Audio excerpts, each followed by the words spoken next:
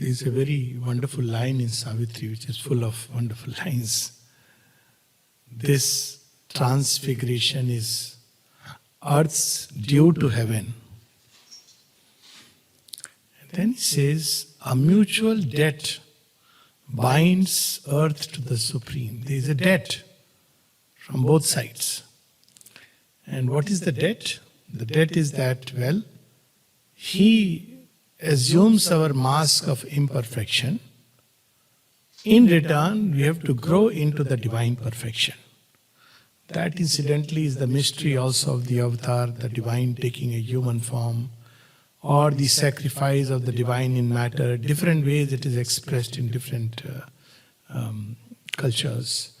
And that is the God paying his debt side of the story. He becomes human. He suffers like human. As Sri Aurobindo says, he has signed salvation's testament with his blood. The eternal suffers in a human form. And then he says, now is the debt paid, God's debt that he owes to earth and men. See, it's so interesting that this thing about the debt, the Vedas speak of 3 debts. We all owe. We should not run away like thieves. So the first debt we owe is to Mother Earth. She has formed our bodies. So every time we use this body for things which are going to make this physical matter, physical consciousness dirty, ugly, we are actually making things worse. So it's a debt. She has formed a body. Ours is a double birth. So the earth has formed this body, and we must do something beautiful with the body as an instrument. Our speech should be an instrument of light. Our vision, we should see beautiful things in people. We should hear the beautiful, etc., etc. So these are ways by which we pay our debt to earth. The way it is explained is different thing. The Pandits always have their own way of explanation. But this the debt we owe to matter, earth. And the second debt is to the ancestors. So what have they done for us? They have not just left money. That's not the issue. But ancestors here refers to the labor of the mankind, those who have gone before us. And if we look at the entire history of creation and especially of earth, so many pralayas, men who have struggled and suffered and given their lives for something greater. Dreaming of an ideal, they have died on the cross, on the scaffold, on the fire. When we look at these stories, why did they do it? So we owe something to them, and we need to continue that legacy. We inherit the legacy of human labor upon earth, and we should continue. That's a debt. They did this not so that we just enjoy life and throw it away. The third debt is the debt to the gods. So what do the gods do? They shape in us our beautiful parts. They inspire us with beautiful thoughts. They inspire us with will, which is moving in the right direction. They give us beautiful feelings from behind, nice suggestions, positive thoughts, hope. All these are things which are given by the gods. The powers, the cosmic powers, if you want to put it that way. And therefore, they must be used for something beautiful. Take, for instance, intellectual brilliance is a gift of the gods. Now, how do we use it? That's where our task lies. So we should pay back this debt by using these gifts in a most beautiful way to make not only our own life, but the life of earth more beautiful, at least a closer, nearer to the divine. And to all these debts, Sri Aurobindo says a mutual debt binds earth to the supreme. So as the story goes that when the divine wanted, or the supreme as the sun, it's there in one of the Puranas, Surya Puran. So the sun says that, look, you have to go far away from me. You have to, before the solar system is formed. So you have to go far away from me, but you will have a very special place. And there is a very special work that I want you to do. So she says, what do I have to do? Going far away from you is itself big enough, problematic enough. So he says, no, you'll have to lose all this wealth. You have to be almost like a fallen being.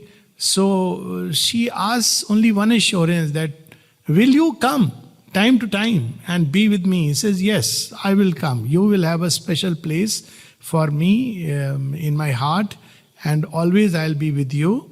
But this is a work you have to do. So the earth comes, and then time to time the divine comes as avatar. Now, Mother says that earth has a special place. It's a special formation. It's very interesting when people spoke of the geocentric view. Now, they were not talking in terms of physical earth. Physical earth is obviously not the center. But if you look at it from one standpoint, it's the hub of evolution. I often use this term, it's the evolutionary laboratory of God. And now this laboratory has come in several places. Ashram is another laboratory, Auroville another laboratory. So they are evolutionary laboratories where some core processes are going on.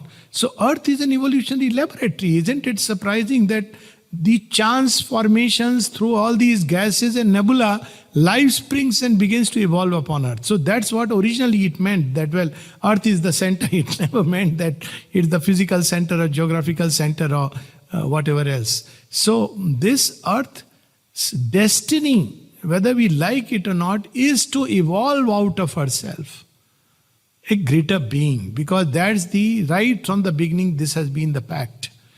And yes, she has been doing this effort and labor, 9 layers of evolution between the first humanoid type and what we call as present human. And all these efforts, the ice ages, the pralayas, all these are attempts to reach this point where the breakthrough can take place. So if you really look at this history of evolution from the Cro-Magnon or even earlier to the human, we can see very clearly that there is an effort going on in Earth to create something new, something better and better and better. Also, if we look at the the saints, the mystics, so we may look at them as a freak phenomena. But equally we can look at them as that the effort of the earth consciousness to break free something out of the mud wall, some glimpse of the light. So all of them were like prototypes, they were like, efforts to touch something greater than human life, and so many stories, countless. If you look at the life of mystics, suddenly it appears like a freak. And they are freaks in the sense that their followers are not able to touch what they touched. We may believe in them. The other day, I was reading life of this, other day means quite some time back, life of Neem Karoli Baba. He's near Nainital, Kaichi Dham. Now, you see his life when you see the man was married and he was a saint, and there's quite a distance between where he lives and where his ashram is. And his wife didn't know that, he suddenly goes away and comes back suddenly. He said, this is not fair. You have to be around. But if the children fall sick, he says, when they fall sick, I will come. That's all. So every time he would come and then he would go away. And the whole family didn't know till his death that he was a saint. And the people who revered him as a saint never knew he has a married life. And he was commuting. There are so many interesting stories. And they say that he was one of the incarnations of Bajrang Bali. And he actually had stopped a whole train just like that. So there really went. So these many countless others, if you look into India's spiritual history. That's why India is the laboratory of the grand spiritual experiment. Every direction, every dimension, you name it. And I could go on and go on because so many lives and, has nourished us. So there is something happening upon earth. Why these creatures are coming? Who were they? And they came, they left a mark and went away. So they were all creating a dent, a possibility. But this possibility was individual. They had followers. They have plenty of followers. But you will see that hardly any follower is able to touch even a little bit of that. Now Sri Aurobindo brings in this idea of the collective evolution, that these are little bit of, starters in the race of God. They showed a possibility and kept the aspiration alive in the heart of earth. Mother, as Queen Hatshepsut, she there's a sun temple where she writes the charter, And the charter of the Sun Temple or the edicts of the Sun Temple in Egypt are so similar to Auroville's charter. So someone asked the mother that, is it something similar? She said, yes, because this had to be one day. So why did you give the charter then, if it had to be happen now? She says, to keep the memory and aspiration alive in the mind of the race. So this too has been a work to keep that memory. If I look at Ramayana, I see it as an evolutionary story from the ape kind to the human kind. And all these memories, all these efforts, attempts, we have inherited. We are lucky fellows in that sense. And now through all these, we have inherited, we have been also in that journey, if you take the idea of rebirth. And we have reached that grand point where now it's going to no more just an individual evolution with some followers, but a collective evolution. Means it will become a new principle, a new way of life, a new kind of humanity, which will go even greater than whatever has been the achievements of the past. So when somebody asked Sri Aurobindo, Dilip Kumar Roy, he said, someone has written a poem on you and I don't know whether to be happy about it or sad about it. The poem goes, "Hail, last Rishi." To Sri Aurobindo. He says, last Rishi. Rishi is wonderful that you are the culmination of Rishis, but last Rishi, there will be no Rishis after this. So he says, I don't know whether to be happy about the poem or to be sad, but I am sending you. So Sri Aurobindo reads it and he says, well, the person has got some hint. And in a sense, what's going to come now will be much greater. It will no more be rishis and sages and saints, but the Superman. So maybe he got a glimpse of what is going to come. But rishis are great, they have their own peaks, but what is going to come is something still greater. That's how Sri Aurobindo puts it. So what do we, in as early as 1909, and the mother and Sri Aurobindo came for this, and both of them were very aware of their mission, what they are going to do. And in 1909, when Sri Aurobindo was asked, what do you foresee of the world? Already people knew that, during the freedom struggle, people intuitively sense that he is the avatar. And some saints had sensed it like that. They have written this. And they felt that this is not some another human being, another revolutionary leader. So in 1909, after he is, steps out of the Alipur jail, some Tamil correspondent asked him, what do you foresee about the future? He says there is going to be a lot of upheaval, revolutionary changes, and amidst all this, India will become free and the earth will move, humanity will move towards a greater future. Then in 1932, when he was asked about India by Nirodha, he says, two predictions he made. One is, independence, freedom of India is already settled, 1931-32. I am worried about what India will do with her freedom. Bolshevism, Gunda Raj, things look ominous. 1932. At the same time, he also said, or rather wrote, the sun of India's destiny will rise and overflow India and overflow Asia and overflow the world. Now this also he has seen. He has seen the rise of Asia. He has seen the curve of evolution going down in Europe. But about America, the mother said something very interesting. She said, one of the things in the offing is the conversion of America.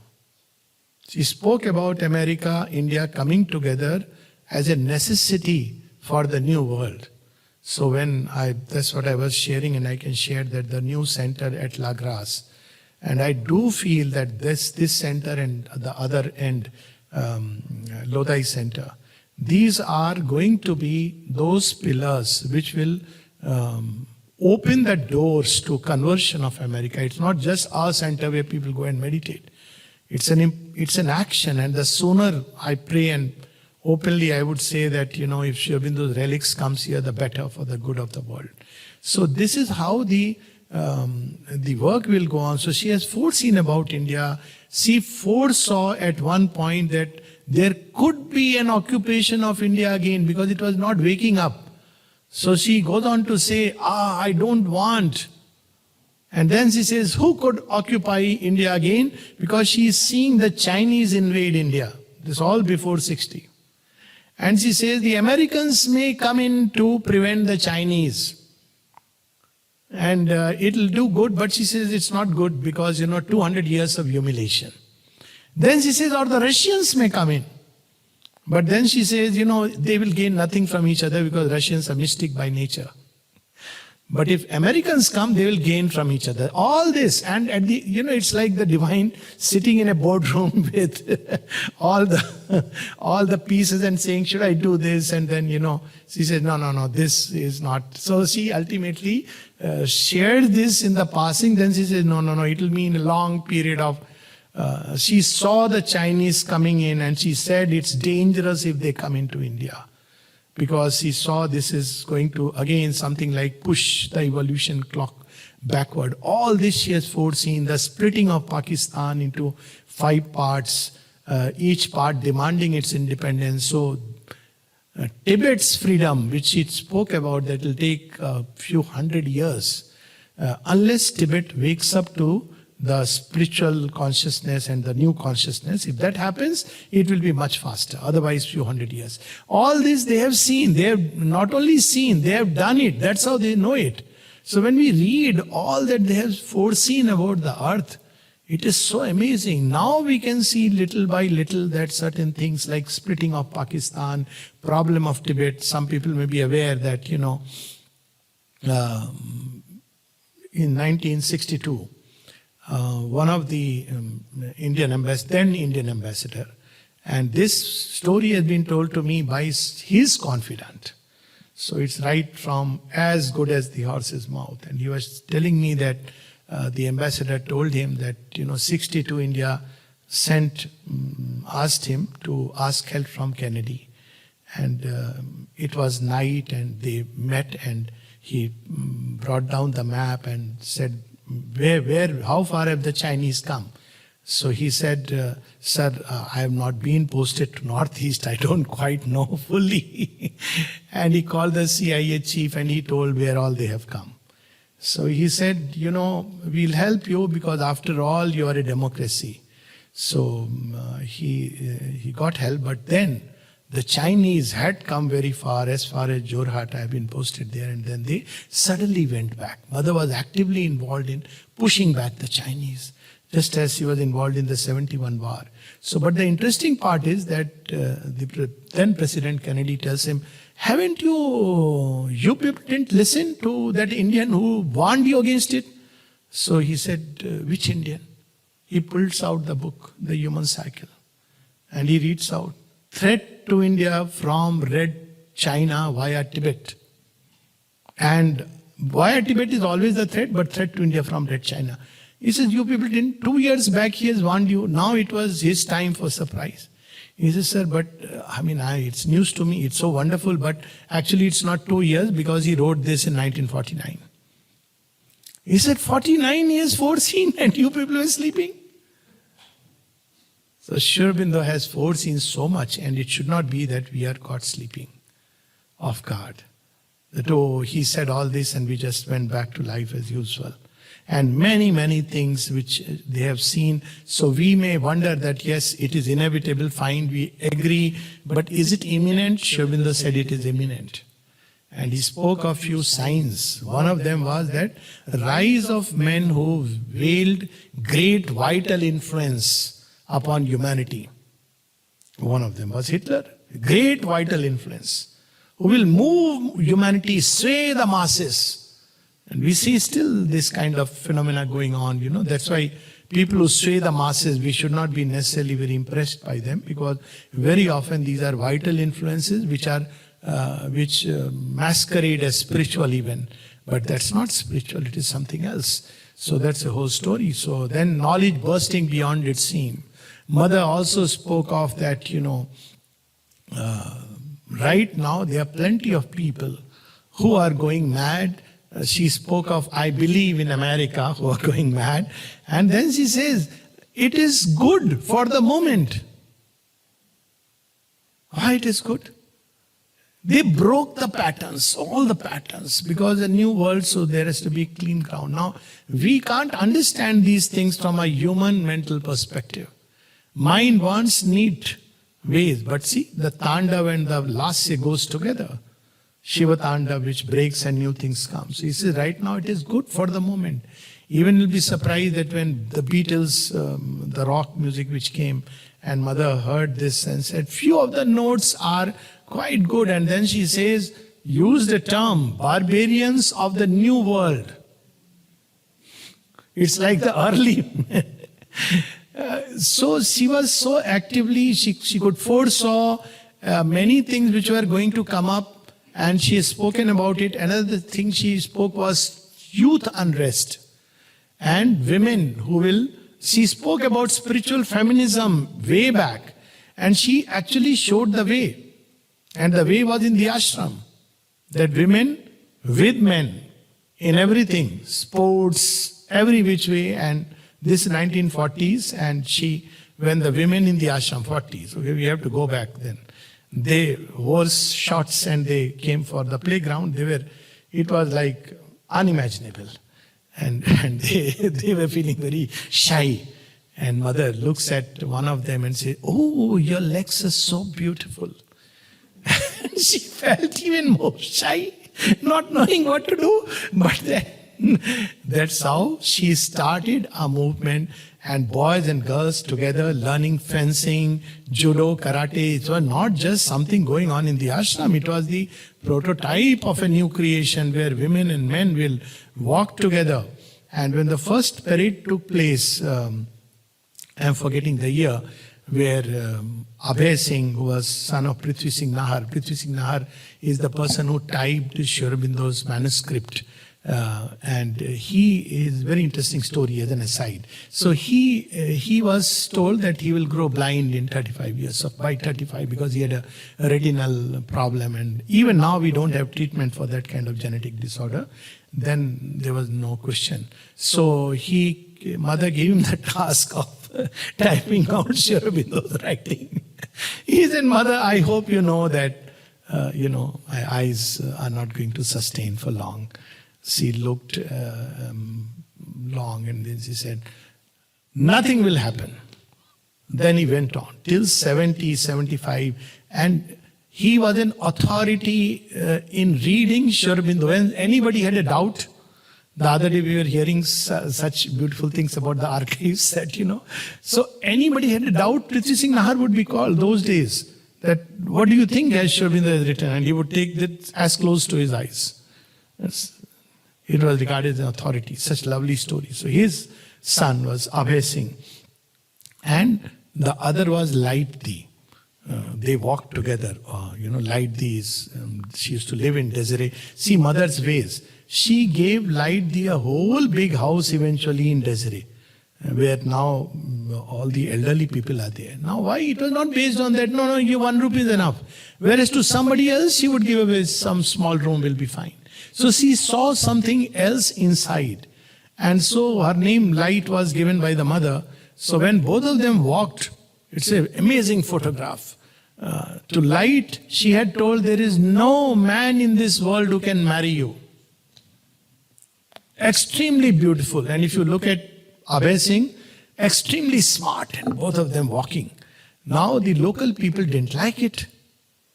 They threw stones.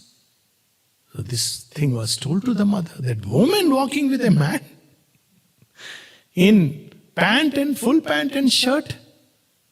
And they told this to mother. Mother said, ignore it, continue.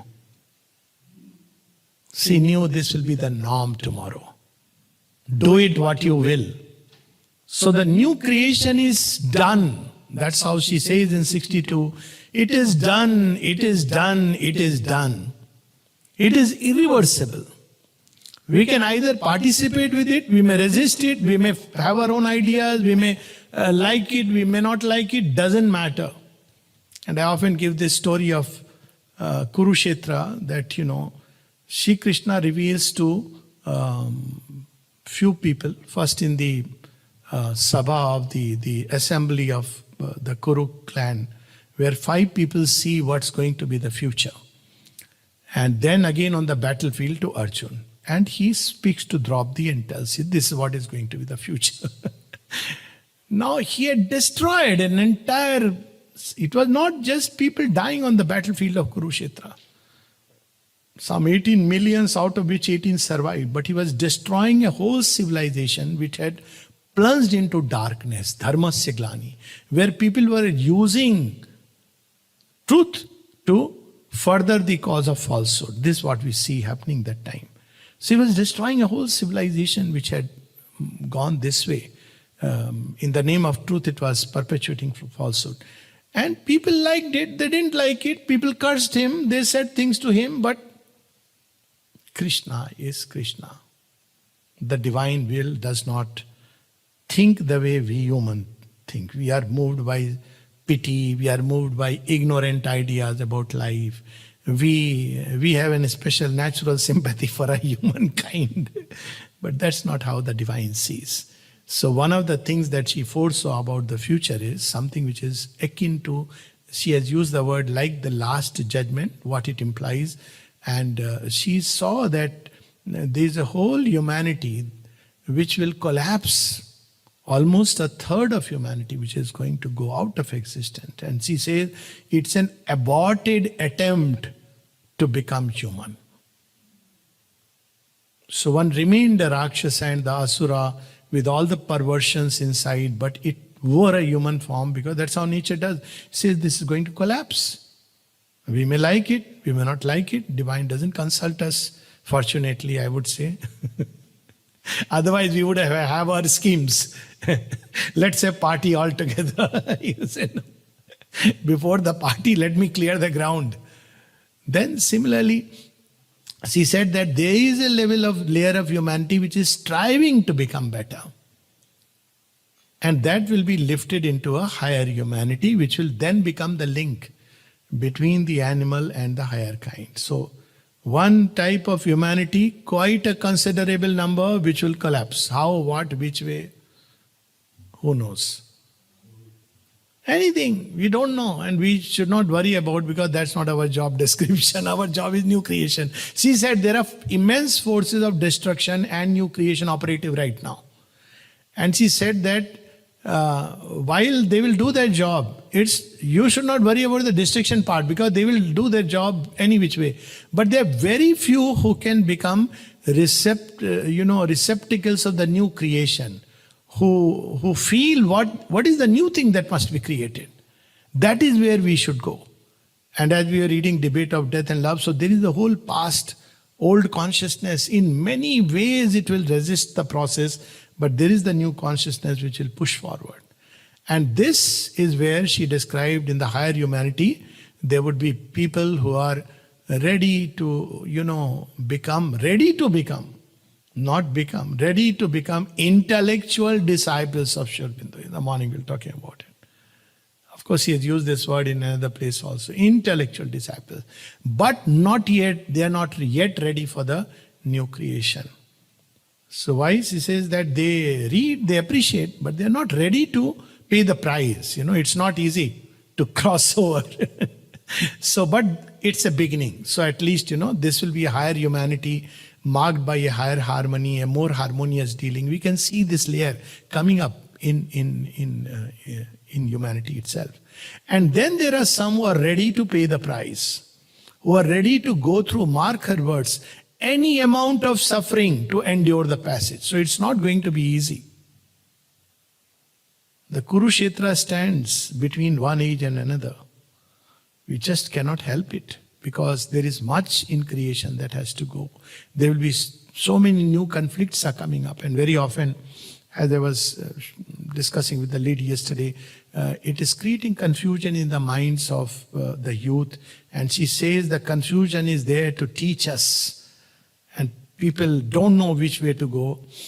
Thanks to now WhatsApp and podcast and everywhere, so many things are coming and flooding everybody. But she is carrying us. Then she says that this will be those who will be taken up in the new creation. How much time it will take? She spoke of several intermediary species. The Superman is the first major step. She says it's already there. Superman is a being who is transformed inside. I'm giving a very rough description. But the physical is still there, the same, so it is still prone to the certain things which come up as a result of atavism of a human birth. But consciousness is changed. It is a being which is wide, benevolent, powerful. And it acts like a mentor. It's a mentor consciousness. Like a guru, which will show the way to the transformation of the human body. She said that it will lead the way. So there is the Superman already amidst us, and she spoke about what this man will be. Shri Aurobindo has spoken about this, because we have these conceptions of Superman of two types. One is the Asuric Superman, the road that Ravan took, way above. People who are seeking for powers, for miracles. I will become a supramental being and I am going to, this is dangerous. This is an Asuric approach and this will collapse. There is no shortcut. People who want to haste on the eternal's road, all this has been described beautifully in Savitri. That, that is one approach with the restless Titan's heart. But the other is slow and steady steps like the gods. The Titan approaches in revolt, but the gods are not that way. Gods will veil themselves in the ordinary human clothing and they act. Their light acts. So that's how the gods, and that's another big description. So Superman is already there. There would be several other intermediate species, just like between the first prototype of human and our humanity. There were 9 layers. So there are going to be several layers, and she didn't use terms for them. She said intermediary species. And many of the youngsters that I see today, I have a term. People say millennial children. Now see, these terms have come up. Me, my generation, whether you understand it or not. And these children want more space suddenly. And parents are confused. We never asked space from our parents. They want more space. Knock before you enter, Dad. Imagine. You may not like it. So this is the generation. We may understand them, we may not understand them. But this is going to come. And I have a term for them is washout generations, which are nevertheless in the process of the new creation. So they will come and they will go, and of course because of the rebirth they will come back again, and each step will be a faltering step, a stumbling step, but eventually these are the children who are the harbingers of the new creation. They don't understand the old, they have broken free. And we may lament about it, it doesn't matter. As I said, when Krishna decides Kurukshetra, you may cry your heart out. Dhritarashtra cried, Gandhari cried, she ends up cursing him.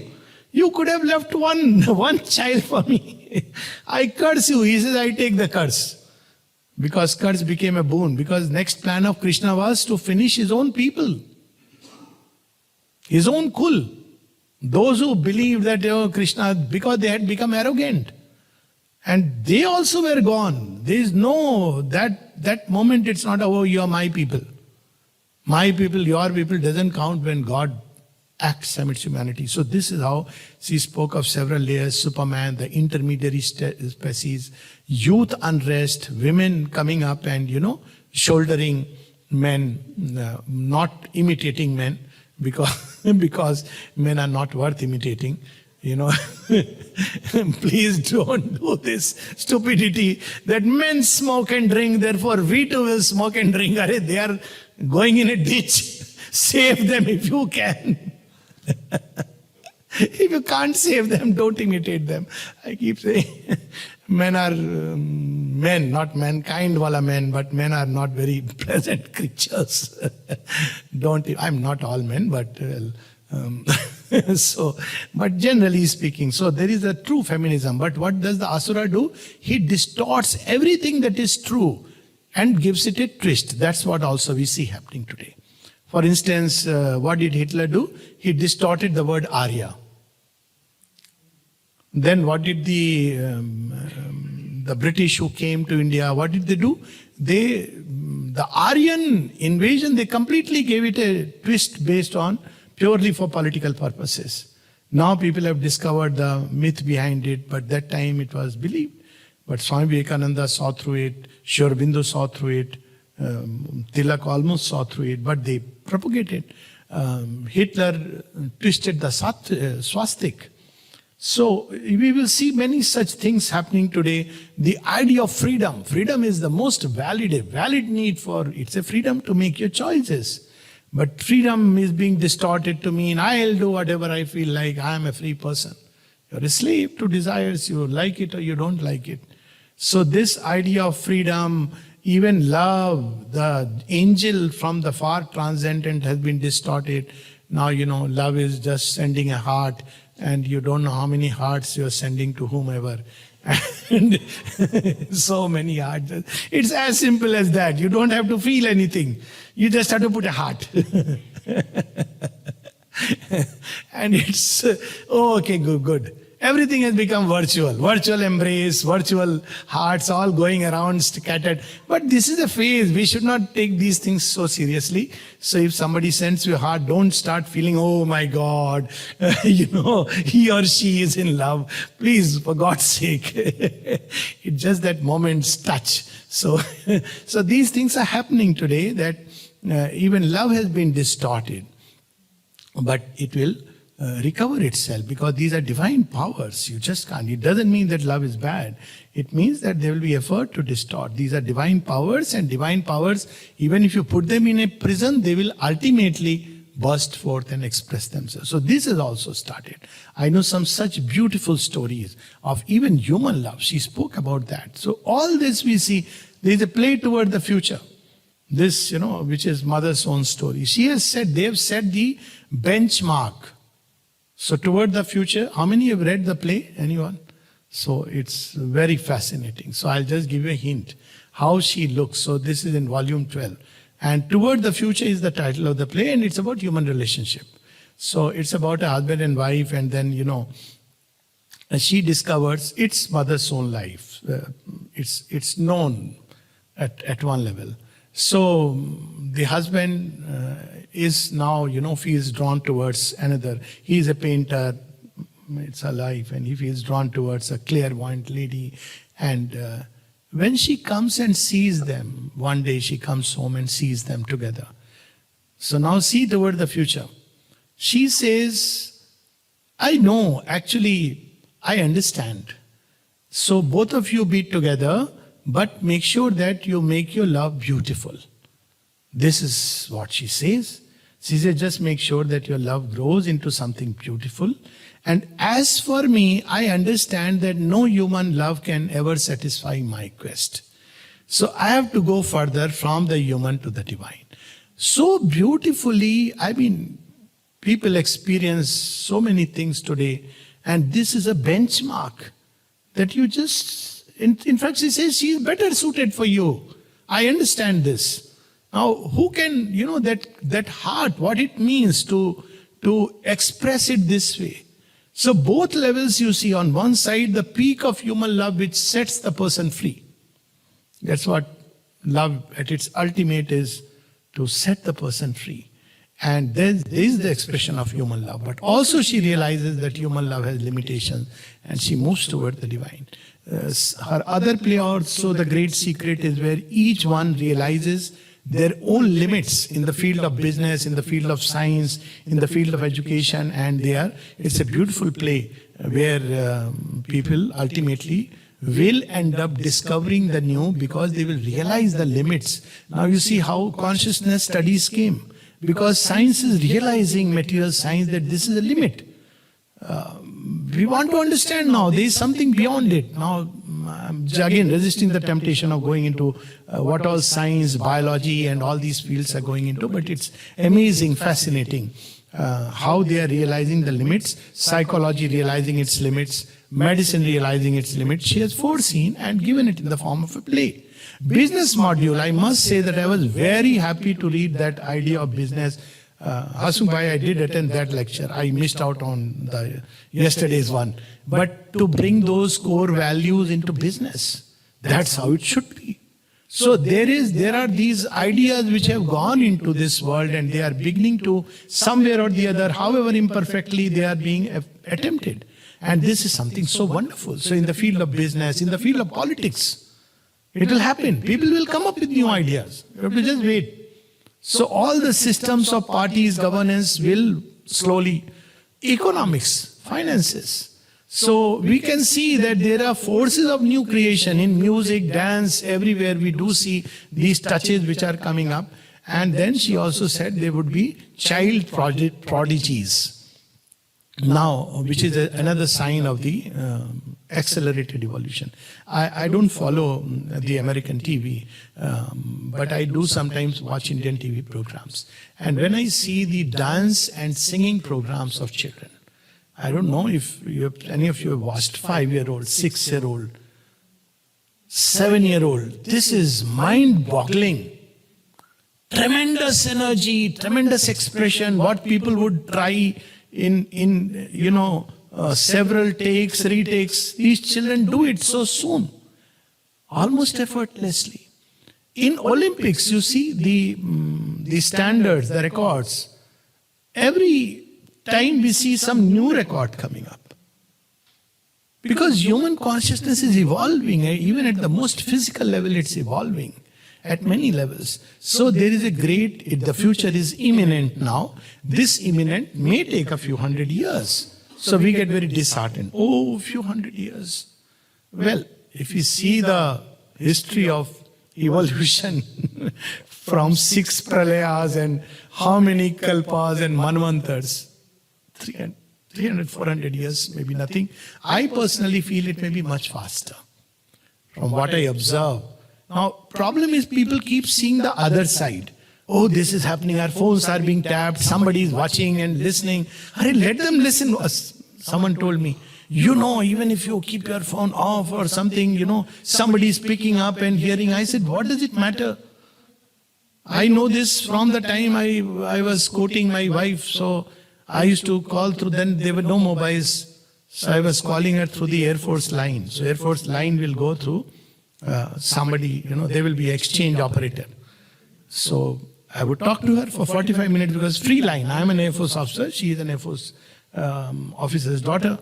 So we can talk. So there were no mobiles. So one day, one of the person who's exchange person, he is a corporal, he comes and tells me, sir, I must confess, I'm very sorry, but I couldn't resist hearing your conversation with madam. So I said, it's okay. I mean, I'm sure I didn't say anything which said, sir, aap kitni achhi baatein bolte hain. Sir, you say such lovely things. Sir, I can't help it. When you call madam, I'm supposed to connect and then disconnect, but I put it in here because you say such lovely things.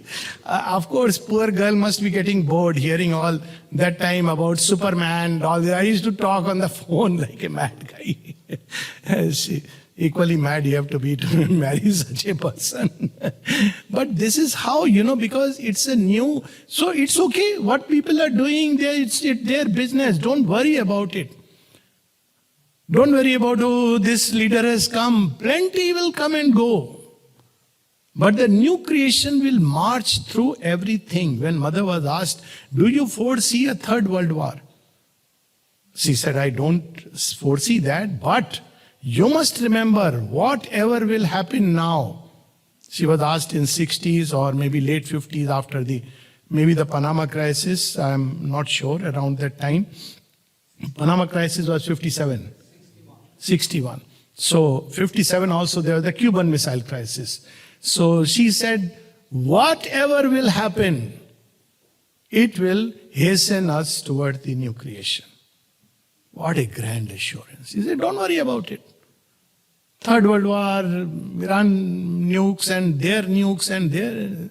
After all, some way these stones have to be found. She will figure out. That's how the Supreme Wisdom acts.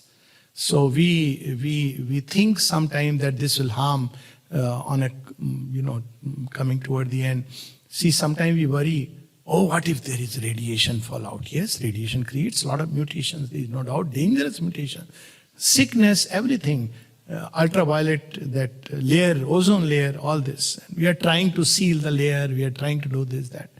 But who knows? And that I'll leave with a thought. I'll read some lines from Savitri after that. The thought is that when once in the plant world, too many trees, and they had a problem because carbon dioxide is becoming less. So they have a spirit of the trees met in a World Tree Conference. I don't know whether they held it in Africa or United States or India. And they discussed the future of the trees. CO2 has gone down. It's going down. What do we do? How do we manage? So one group of trees said, let's pray. Some solution will come. What else we can do? And then the divine solution was very different. Animals came which breathe oxygen and release carbon dioxide. A new balance and a new harmony is created. So we really don't know what's going to come up and in what way, but they have said so. The signs that they have given are slowly becoming evident. I have just shared some of them. There are plenty of others. And so it's an imminent future. We have only one choice, whether to jump into the boat or to ask the divine to give us a guarantee card, a brochure and all this. Then I'll decide to apply for the visa. Maybe the window will close. No more H1B visa. Right now the window is open. And it's very interesting, this last experience of the mother, I'll close, that who will be taken up in the new creation? We think, oh, very religious person, oh, he's a saint, he will be picked up. And Sri Aurobindo was asked, I wish men like what a disciples we are of what a guru, Nirodha writes. I wish you had people like Vivekananda following you. So Sri Aurobindo says, as to the disciples, I agree. And then he says, Kismat. But as to Vivekananda and his like, who knows whether they would agree for this yoga or not. And if they agreed, the ordinary humanity will not show up under the pressure of the transformation. And so we have a description of the mother's supramental boat. Noah's, the modern Noah's Ark. Okay, so I think it's 3rd February, 57 experience. It recounted the boat you'll get. So she has also the experience of the great flood, but I'm not talking of that, where she encounters that forces of destruction raging and then the boat is escaping it. But this one is very interesting, that there is a boat which is carrying 2 and 4th people from this side. This side means from the old creation to the new creation. And she says there are beings who are there to see if you are ready or not to cross over. So they don't ask anything. They don't ask your lineage, your bank balance, your antecedents, nothing, your religion, nothing. So they simply have their own X-ray vision, like a scanning. So she said they were just scanning them, a divine scan. And she saw very interestingly that some were showing up shadows, some were having this orange light, some white light. And based on that, they were accepting and rejecting. And then she says, when I woke up and I realized that the criteria for which they were accepting was not moral, but psychological. And then she laughed. She said, I had an uncontrollable laughter for 2 hours. So she said, Mother, what do you mean now the disciple is a little alarmed? Not moral criteria, but something else, psychological. What is that difference? So she says, what are the criteria which they didn't? She said, many values of the old world, the new creation does not care about them. She said, what values? Now, little more. She says, for instance, certain ascetic practices to which there is so much importance given. That you wake up in the morning, then you take a bath and then you do this particular mantra. I met such people and they become so uncomfortable because they didn't have a bath. And they're traveling in the train with me. I told him that, why don't you, take a bath? Train will stop in one Swamiji. I said, you go on the station, take a bath. If the train starts, I will pull the chain. Don't worry. And he said, no, I don't know. He was feeling hesitant. I said, take a bath in the bathroom. So he said, no, I don't know. It's dirty water. So I said, you are not doing your mantra because you can't take a bath. I said, isn't your mantra supposed to clean you? I couldn't help it. Our late Mohan Bhai was also traveling with me that time and we had a good laugh. We were traveling together in train.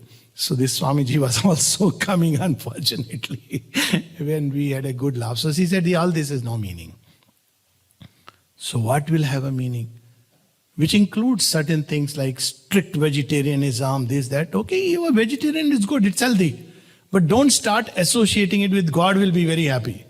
That is, God is happy with our aspiration. It's good, I'm a vegetarian from childhood. And I'm not only a vegetarian, I'm a Pakka Indian vegetarian. So everybody knows. So poor Gita Di has to manufacture the lunch with all of them. So lovely, thank you so much. Because I can't eat pasta, salsa, noodles. So that's different. That's taste. That's tendency. But don't say, oh, see, I'm a Pakka Indian food lover. Therefore, I must get a seat in heaven. That will be nonsense. So God doesn't care about that.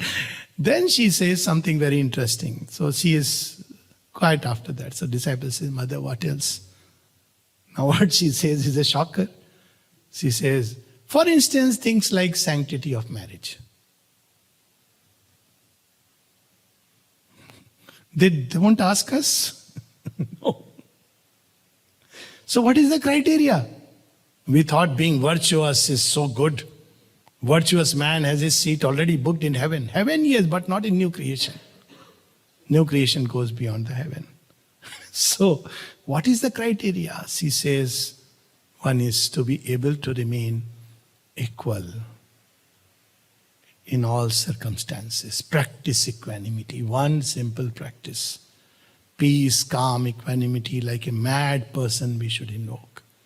Calm, peace, equanimity, calm, peace, till it gets into the very bones. So if there is a accident, we don't rush to, let me call 911. First thing is call peace. First thing is Ma. Then you need nothing else. I used to teach this to my students in medicine, that first aid. So what you will do is stay quiet, call the divine, call peace, call equanimity, practice that. That's one thing. Second criteria is said wideness. New world and narrowness are not consistent with each other. So what will happen to the people who are rigidly narrow? Don't worry about them. Again, there is a divine plan in place. Probably they'll fight with each other and narrowness and rigidity ultimately ends up fighting with each other. A person who is extremely narrow and rigid, even if you get him married to the same religion, same, everything same, will end up fighting with each other, because that's what narrowness and rigidity and fundamentalism does. You can't live together. By its very nature, it's inconsistent with survival and evolution. At some point, you will destroy each other. Anyways, we shouldn't worry about that. Divine is taking care of. Some people are very worried. Don't worry about it. You grow into wideness. Why I'm saying don't get too worried? Because when we try to do that, we many times start taking in the consciousness of the person whom we are trying to finish. So we end up becoming narrow, bigots in our own right because we don't want these people. Leave them. There is a greater plan which will take care of it. So this is, she spoke of wideness. Now you see, world is moving towards that. You like it or not. So wideness. Second thing she said, third thing she said, it's plasticity. Plasticity is so important. Again, opposite of rigidity. So plasticity, and I'm one area I admit I am not able to agree plasticity is when I have to take a flight. I must reach before. So, but then plasticity is important because that's how, The supramental consciousness does not act according to a fixed, narrow formula. So the more the consciousness is supple, the more the mind is in a state of equanimity, the wider we are, the action will be much better. And if you can be completely still, ability to become still, still not stone-like stillness, but the sage-like stillness, then she says, I can transmit the supramental vibration very easily. That's how Pranabdha gave his formula. Stay quiet. This what, even for Corona, this was when influenza epidemic took place in 40s. So Sri Aurobindo was asked what to do, and they were also vaccinating that time. This started whatever vaccine. So he said, Sri Aurobindo says, is there a way that I can escape it? So they managed to get some people, certain number had to be vaccinated. So Sri Aurobindo says, sacrificed at the altar of the divine these experimental people. He said about vaccination, it's a dark and dangerous principle. For all its merits, it is a dark and dangerous principle. Now we are talking about it. So anyway, this was one part. So the formula he gave was, he said, don't worry. It was about influenza. This is also influenza virus. It's just that don't go by COVID-19 and all that. It's an influenza virus. It's the 49th strain. So that's a part. So he says, remain quiet. Call the mother. Turn your mind away from that old sticky stuff. And you'll be fine. So this was the treatment that he gave. And he says what this virus is. He says that, well, it consists of three things. There is a material substrate. And on that material substrate, what rides is an adverse formation. And what makes it really dangerous is the suggestion of fear. Just he says, gives a remedy, stay quiet. The quieter we are, the more the supermind will act within us. Any circumstance, any situation, and I know a number of people, just stay quiet. And in that quietude, pray to her, invoke her presence, and leave it at that. You have to take a decision, you're worried what may happen, brainstorming. No, brain stilling. Stay quiet. And obviously we cannot do it if we have not practiced it otherwise. Suddenly, we say, oh, I am supposed to be quiet, I can't be quiet, oh my God, I have to be quiet. Doesn't work like that. Unless that time the divine takes hold for some reason, then the whole consciousness becomes still. So quietude, equanimity, endurance, plasticity, wideness, and always remaining open to the mother. This is the path of the supramental yoga. So beautifully she has written to Champak Lalji. He asked me, give me some program for sadhana. What did she say? Be simple. She said intellectual people are the most difficult to convert. Because they are all, and the pride and I know it all and, so they have this whole idea about, they don't understand sectarianism, fidelity, wideness. This is all confused. So, wideness of the waste paper basket, not the wideness of the sky which keeps everything in its right place. So she says they are the last people who will be converted. The intellectual types, and especially those who work upon themselves a lot. That means you are not giving God a time and space. These are her words. Whereas there are others like flowers, they will open. So she said, be simple. Okay, we'll become simple. So what next? She says, be happy. Very difficult. Mother gave this to Dara. Mother, give me some work. She said, be happy. After 2 days, he says, Mother, give me some other work. Extremely difficult to be happy. We can be happy if we, really speaking, have trust in the divine grace. We need nothing to be happy except that faith and love. Actually, love gives us happiness. For anything, anyone, anywhere, love opens the doors to happiness. So be happy. Then she says, stay as quiet as you can. Okay? Difficult in today's world of television and mobiles, but okay, fine, we'll try. Then she said, do your work as well as you can. Whatever work, doesn't matter. It could be sweeping the floors, cooking the meal, eating, all these are works. Everything, walking, do your work as well you can. Walk consciously, eat consciously. Basically, do it well. And then finally she says, keep yourself always open towards me. That is all that is asked of you. Who said yoga is difficult? Of course, being simple and happy is difficult. It's not difficult because we can't understand. That's not true. It's difficult because we are knocking at the wrong door. The mind does not know and understand yoga. So we have to be simple, be quiet, remain happy, do your work as well as you can, and keep yourself always open towards me. And last, because I did mention Mohan Bhai, who just passed away 2 days back, and Desiree, his bhajans are so wonderful. And we have a prosperity chit in the ashram, which means that we write whatever our requirements are to the mother. Soap, hair oil, things like that, material requirement. So Mohan Bhai didn't write any of these. He scratched it and wrote, said, Mother, I want more aspiration, more faith, something like that. I don't have the phone here, but he asked more aspiration, more faith. And the mother writes below, blessings and grace. She sanctioned with blessings. That's how sadhana goes.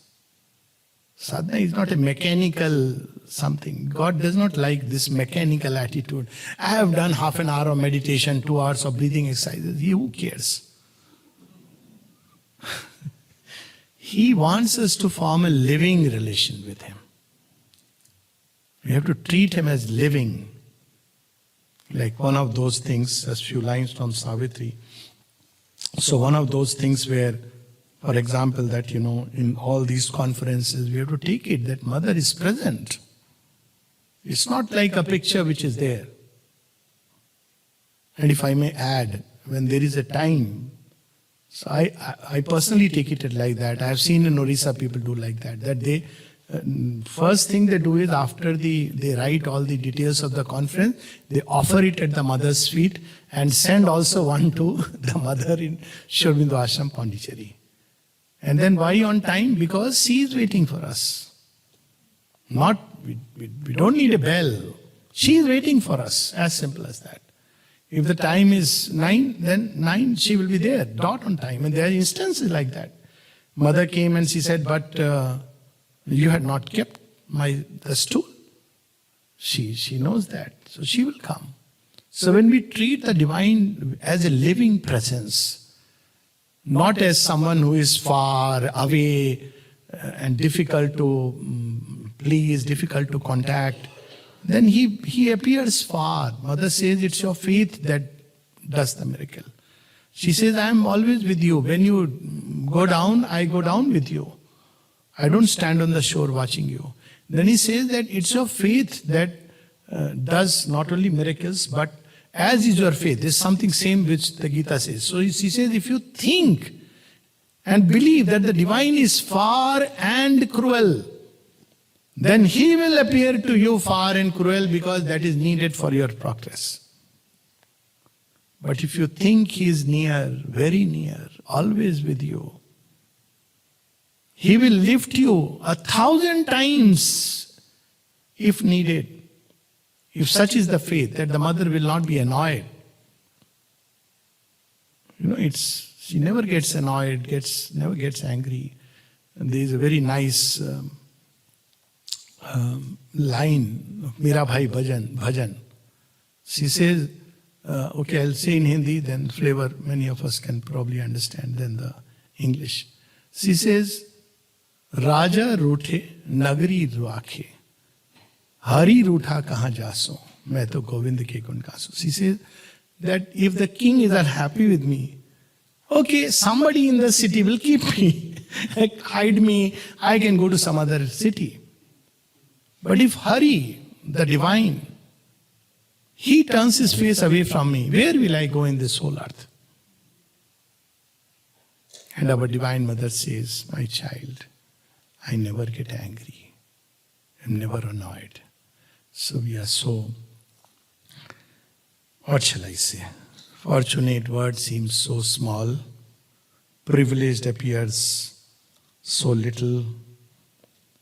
Gratitude appears, sinks in shame. What gratitude we can have? We can use the word, Mother, I am grateful.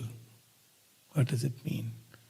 Gratitude means something of us we give to Mother and Sri Aurobindo. Anything, time, energy, money, whatever thing we have, love, thoughts, something we give to them. That's the only way. And the highest way is to become a living example of their teachings. That may be a big calling, but at least. So I'll just read a few lines from Savitri, and then I have had some inspiration yesterday of how to close this part. Then the music will be there, of course, which I'll mention later. So all this is about the future. And he even goes on to say that this is ascertained, it's in Savitri book 11, that even if a hostile force clings to its reign and man does not consent, yet this will be done.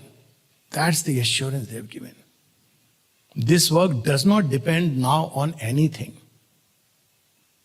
We can collaborate, we may not collaborate. That's our gain or loss, if you want to put it that way. But it doesn't depend upon us. So all this is there in Savitri. So just a few lines I'll read.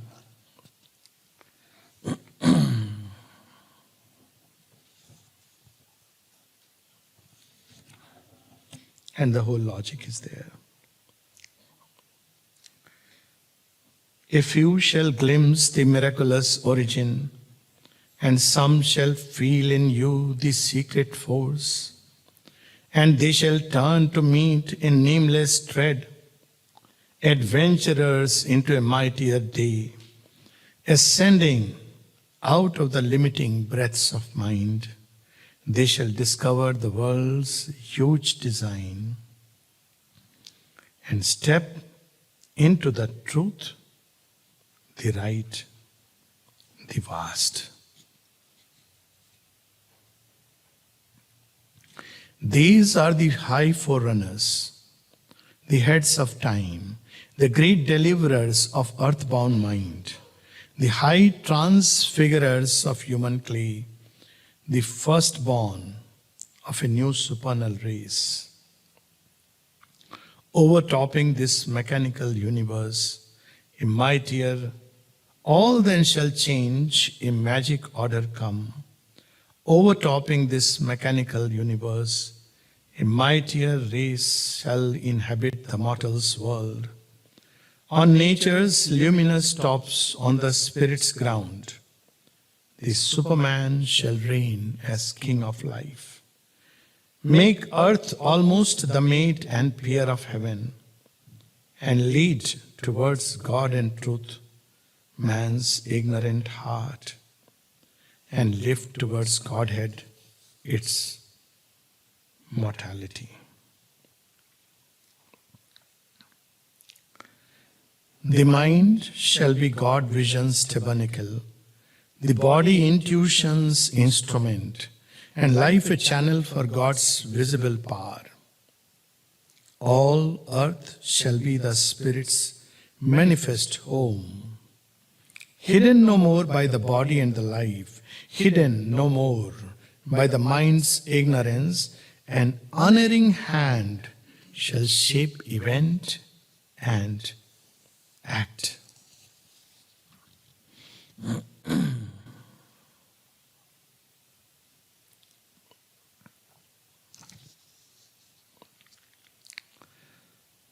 The The frontiers of the ignorance shall recede. More and more souls shall enter into light. Minds lit, inspired, the occult summoner here, and lives blaze with a sudden inner flame, and hearts grow enamored of divine delight, and human wills tuned to the divine will. These separate selves the Spirit's oneness feel.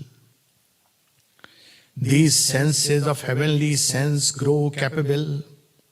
The flesh and nerves of a strange, ethereal joy, and mortal bodies of immortality. A divine force shall flow through tissue and cell and take the charge of breath and speech and act, and all the thoughts shall be a glow of suns, and every feeling a celestial thrill. Thus shall the earth open to divinity, and common natures feel the wide uplift. Illumine common acts with the Spirit's ray, and meet the deity in common things. Nature shall live to manifest secret God. The Spirit shall take up the human play. This earthly life become the life divine.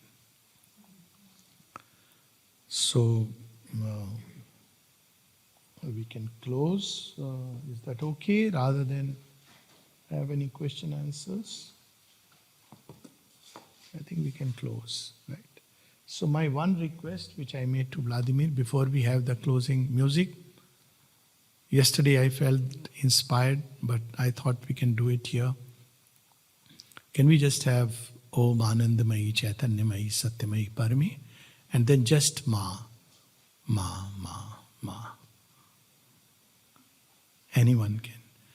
Om Anandamayi Chaitanyamayi Satyamayi Parame. Anandamayi Chaitanyamayi Satyamayi Parame. Om Anandamayi Chaitanyamayi Satyamayi Parame. Om Anandamayi Chaitanyamayi Satyamayi Parame. Om Anandamayi Chaitanyamayi Satyamayi Parame. Ma, Ma, Ma, Ma, Ma.